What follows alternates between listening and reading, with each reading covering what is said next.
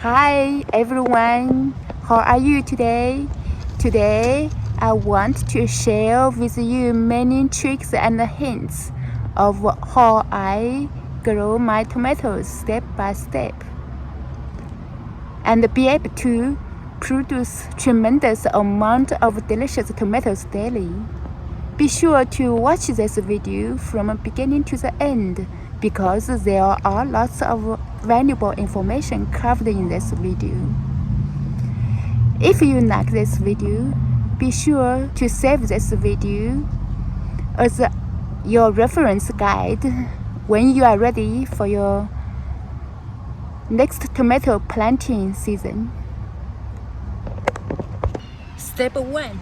Prepare soil and plant tomato seeds. Plant tomato seeds at the end of January. To make your own potting soil to start your seeds, mix some soil from your garden with a store-bought good quality topsoil, good compost, and well-rotted cow manure. Cow manure can be bought at Lowe's and Home Depot. Topsoil and compost you can buy at Lowe's, Home Depot, and other stores. My garden soil is clay soil. Clay soil helps retain water and nutrients during dry periods. It can also stable soil structure, thus help to anchor plants. Topsoil provides structure and a good base for growth. Manure and compost and nutrients for plant growth. The ratio of clay soil or your garden soil to topsoil to compost and to manure can be 1:1:1. Have your seeding trays ready and fill up with the mixed soil. When you sow tomato seeds, you may use a thin stick to poke 2 to 4 holes than 1/4 inch deep in the growing trays. Sow 1 seed in each hole. I sow 2 to 4 seeds in each individual tray just in case that some seeds might not germinate. Cover seeds with a mixed soil. Place seedlings trays in a container. Water gently to each tray until the soil is moist or wet. The container can catch water running out from seeding trays. The water running out from soil in seeding trays has nutrients. The soil in seeding trays can absorb the water again when the soil dries out. Check the soil every day. If the soil is dry, water seedlings from the base of the plants gently or water to the container. Water to the container allows the soil to absorb moisture from below, and this method minimizes the risk of disturbing delicate seedlings or seeds. Bottom water improves even moisture distribution through the soil and ensures good root-to-soil contact. And water to the bottom container to reach about a 1/4 to 1/2 inch level. Let seedlings trays sit in the water until soil appears moist. Remove the trays from water and discard excessive water in the container. Sometimes I keep a little water in the container during the dry weather. Leave the seeding trays under the carved patios, then have afternoon sun for about 5 to 6 hours per day. No need to bring seedlings indoor in Houston, Texas weather unless it freezes or frosts. When you bring the seedlings in during a few days of freezing weather, place them next to the windows and can get indirect sunlight. Once freezing temperature is over, bring them outside on your patio. If you live in cold climate, you need indoor growing light to prepare seedlings. Apply organic water soluble fertilizers such as all-purpose fast-action organic magic plant food. If your baby tomato plant's leaves are yellowish, this fertilizer will not burn baby plants and leaves. It is packed with all essential nutrients to plant and a total of 55 trace minerals. You can buy this fertilizer in Amazon. Remove any baby leaves that seems having disease. You can water in the morning or evening, depends on your time and your plant's need. I usually don't have time to water in the mornings, so I water in the late afternoon after I come back from work. Step 2. Transplant tomato seedlings. Transplant tomato seedlings as soon as after all danger of frost and freezing weather is over. In Houston, Texas, I normally transplant them at the end of February or early March. It is not too late if you transplant the seedlings in late March or even early April. This year, I have some tomatoes transplanted in early March and some in late March because my garden was not ready. In the past, I transplanted my tomatoes in the end of February, and they did very well also. To prepare your soil in the garden for the transplanting, dig your soil with a shovel and turn the soil upside down. Why do we do this? We do this because we let the sunlight shine on the soil for a whole day, then break the chunks of soil apart into small pieces and let sunlight shine on for another 2 days. Some garden pests like mealybugs, spider mites, scale insects, aphids, and fungal disease can be killed or controlled by the sunlight. Sunlight will not kill nematodes, but the solar radiation can still reduce nematodes population in the top 12 inches of soil. Therefore, digging soil is an essential first step to prepare of your garden beds to keep garden disease in minimum. I use this method before each planting, whether it is sowing seeds or transplanting. My garden is almost no pests and disease. After the sunlight shines on the soil for 3 days, use the garden tools of your choice to smooth the garden bed. Dig holes about 1 1/2 feet apart and 8 to 10 inches deep. Fill the hole with the mixture of topsoil, compost, and cow manure. Mix about 1 to 2 tablespoons of superphosphate, 1/4 to 1/2 cup of gypsum, and about 1/8 to 1/4 cup of microlife to each hole. When you plant your tomatoes, also bury stems of tomatoes about 2 inches or more in soil and cover with the mixed soil and garden soil. Remove leaves on the lower part of stems that will be covered by soil 3 days earlier to give plants time to heal the wound. It's a good practice. The purpose of planting stems deeper to develop more roots along the stems. This way, the plants can absorb water and nutrients from the soil more. Burying stems resulting in more healthier and stronger plants. Water at the base of plants well and cover with a garden straw. Tomato plants are heavy feeders. Provided balanced fertilizer is important to plant health. I use the combination of this fertilizer because gypsum is a natural mineral that can improve soil structure and provide some essential nutrients. It can loosen up heavy clay soil and improve aeration. Microlife is a biological slow-release or organic fertilizer. It has beneficial microorganisms that improve soil health, promote health root systems, and provide consistent growth. It contains fish, hemp, humates, microbes, and more. It is suitable for a wide range of crops. I use a microlife 8:4:6 ratio. It increases more beautiful blooms and yields.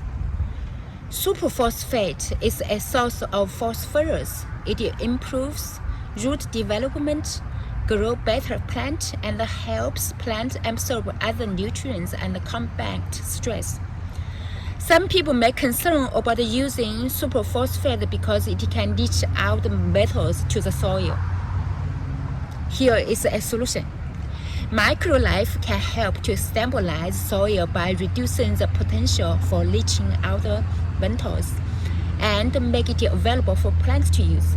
Combining microfertilizer to superphosphate creates a synergistic effect. The microorganisms in microlife help to make the phosphorus more available to the plant.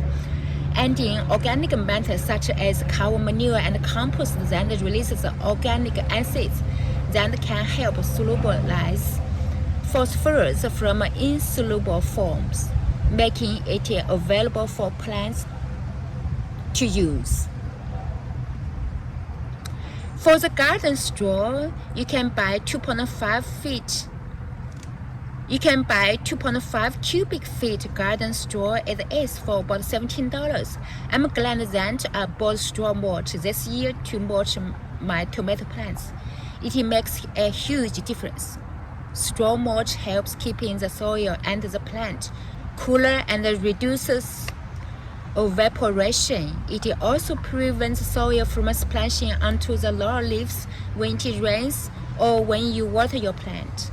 This minimizes disease spread.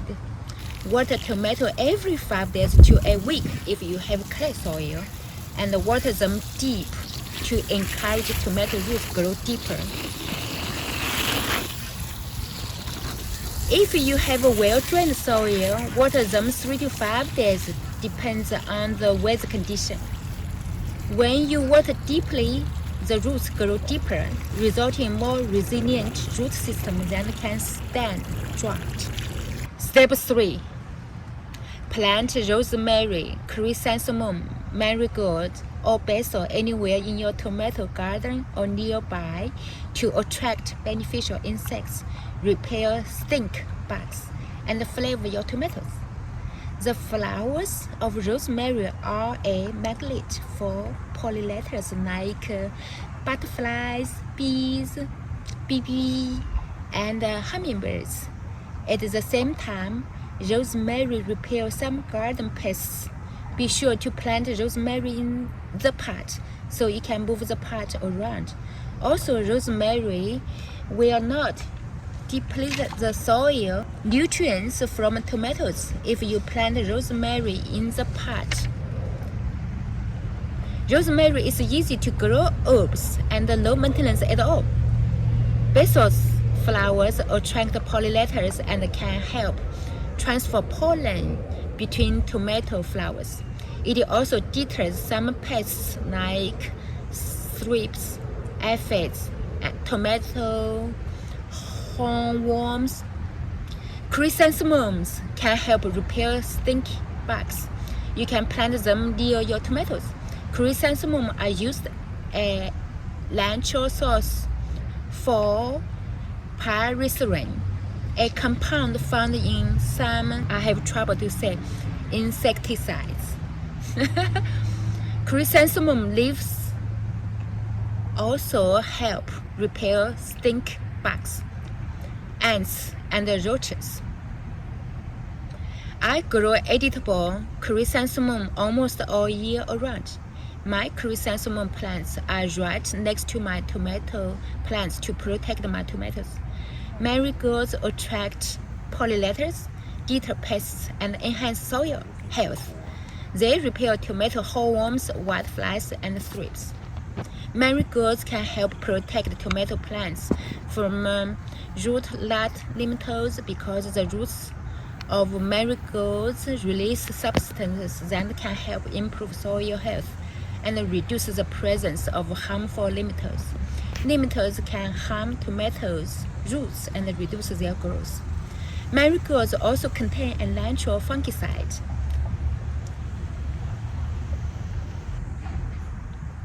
Alpha-teropolline to help prevent fungal disease such as early blight from affecting tomato plants.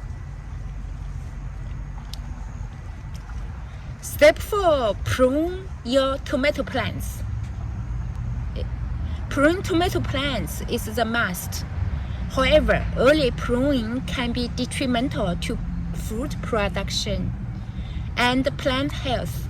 Remove leaves and suckers too early can lead to sun scald. If foliage is removed too aggressively, wait for plants growing about 1 to 2 feet tall and then prune. In the past, I pruned too early and I ended up with less harvest and plants were not strong and healthy. Not all tomato plants can be pruned the same way. There are two types of tomato plants: determinate and indeterminate. Determinate tomatoes are bush tomatoes. This type grows to a certain height, then stop growing. These plants produce tomatoes all at once.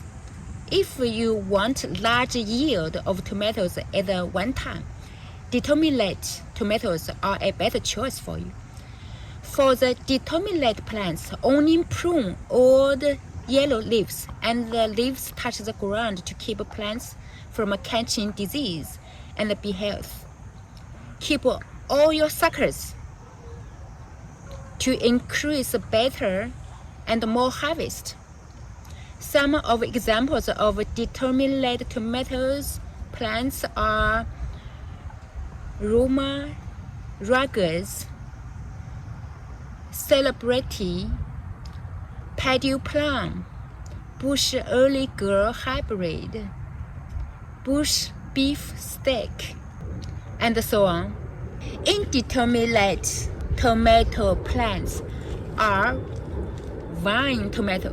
They grow and produce fruit throughout the growing season to the frost if you can keep them alive and shade them to keep them cool during the hot summer. Pruning indeterminate tomatoes can have many different opinions. I prune them depending on the type of plants. I normally keep 3 to 5 branches for the first prune and leave 2 more strong suckers that grow later from crotch of the stems. So for each tomato plant, I will have from 5 to 10 branches for the indeterminate tomatoes. Prune tomato plants to keep air flow better, to help prevent fungal disease, and better sunlight shines through to help ripening tomatoes. Remove extra suckers if you don't want to save nutrients. Suckers can be easily removed by pinching off. Also, remove any branches or leaves that showing signs of disease to prevent the spread of infection.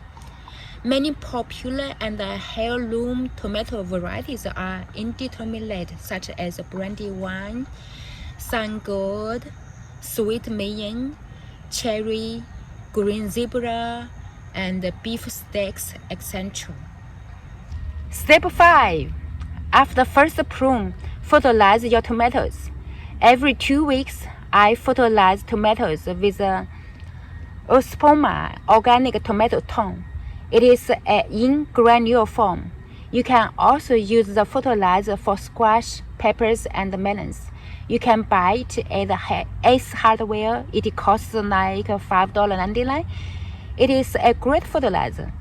I also use all natural organic fertilizer called Spray and Grow every 7 to 10 days to spray on tomato leaves. It is a foliage fertilizer. Sometimes I use Spray and Grow every 2 weeks or 3 weeks if I don't have time. The rule can be changed sometimes depending on your plants and your time. This fertilizer contains 17 natural occurring micronutrients. They are essential for plant growth and development. I buy blend kit. The kit has a spray and grow, builds perfect fertilizer, and a cocoa weighting agent. The small perfect blend kit is like $29.95. The medium medium perfect blend kit is like 49 something, and the larger perfect blend kit is like around 150. I bought a small kit, and it lasts for more than 2 years.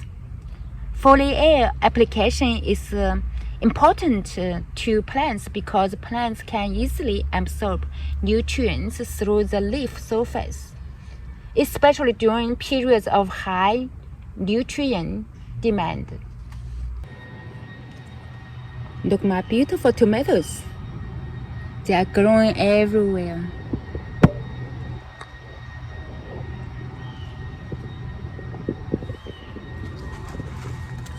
Step 6. Provide trellis to your tomato plants. Determine that tomato plants are bush tomatoes. They get about 3 to 4 feet tall and stop growing. Determine that tomatoes produce tomatoes all at once. Therefore, provide tomato cages or use cotton strings tied your tomato plants to garden stakes to stable plants, so plants will not lean over from strong winds. For indeterminate tomato plants, you can use much taller tomato cages, like 8 feet tall. They are just too expensive. You can also use sturdy stakes about 7 feet tall and tie the tomato vines to the stakes as they grow. You can also use several stakes around a tomato plant and string around the stakes to provide support. You can also use arches to create a vertical growing structure so tomato vines can climb and spread. I always use stakes for my tomato plants to climb. This is the cheapest way to me. However, if I have 8 feet tall tomato cages for free, I will use cages instead stakes. Next year, I will use taller stakes to support tomato plants better. Step 7. Pollination. Pollinate your tomato flowers if you get a chance to visit your tomato plants after work to get maximum yield. Although many tomato varieties are self-pollinating, pollination is still necessary for fruit development. I use tamping method. This technique mimics the vibrations caused by insects or wind that naturally help release pollen from the tomato flowers. When you gently tamp flowers, it causes the pollen to fall from the stamen onto the stigma. This helps for fertilization and fruit development. Every time I visit my tomato plants, I will gently tamp the tomato flowers to help flowers to set fruit. I can't pollinate all flowers, but I just keep doing it for a minute daily when I'm there. If I skip a day or two, it's fine. The best time to pollinate when your plants are dry. You can also gently shake your tomato plants to help pollination. The reasons for the hand pollination are lack of air movement, high temperatures, low insect numbers, and excessive moisture. In step 3, I have mentioned about planting several herbs such as rosemary, basil, marigold, or chrysanthemum to benefit tomato plants by improving tomato plants' health, attracting pollinators, and repelling pests. These herbs benefit your tomato plants in a variety of ways. Step 8. Watering. Be sure to water your tomato plants as they grow. Before watering, use a finger or a stick to check if the soil is dry before watering. Water at the base of your tomato plants and try to keep leaves and stems dry. Container growing tomatoes may need daily watering, especially during the hot and dry weather. I water my container tomato plants every day and still not enough. I ended up moving my container tomatoes to more shaded area. Tomato plants growing in the ground may need water about 1 to 2 inches per week, depending on your soil and the weather. My soil is clay soil and can hold water well. I water mine about every 5 to 7 days. I just let the water running from a hose to the garden. I water them deep so tomato roots can grow deeper and get more nutrients from soil. If your soil drains well, like sandy soil, you might need to water them every 3 to 4 days. Be sure to mulch your tomato plants with the garden straw I mentioned in step 2. Straw helps retain moisture and reduce watering. Next year, if I have luxury money, I want to buy a garden irrigation system so I don't need to spend so much time watering my plants. How do you water your plants? Do you have an irrigation system built in your garden? What is the best, cheapest way to build irrigation system? I would love to get some recommendation from you. Step 9. Continue pruning. Cover tomatoes from birds and shed plants if needed. Remove any yellow, old leaves as plants grow. Remove leaves touched on soil. Remove any leaves that appear to be sick, and remove weak suckers. Remove any side branches that don't produce flowers. Cover your tomato plants with a garden net to prevent birds from eating tomatoes. This year I covered mine. I didn't cover very well, but it still helps to keep my tomatoes from birds. If it is possible, shade your tomato plants with a bird lamp. During the hot summer, if you want your tomato plants continue produce tomatoes all the way to November. Step 10. Rewarding time. Harvesting time. Yay! Yoo-hoo! Hooray! After your hard, pleasant work, now it's time to get a huge harvest. Harvest your tomatoes daily as soon as they ripen to encourage plants to produce more new tomatoes. Harvest tomatoes by twisting the ripe ones off the vine. You can enjoy your tomatoes in many different ways. Methods such as eating them raw in salads, in sandwich, cook them in soup, and make sauce. I like to fry and ripen green tomatoes sometimes in the past. Recently, I found out that unripe tomatoes can be toxic and poisonous.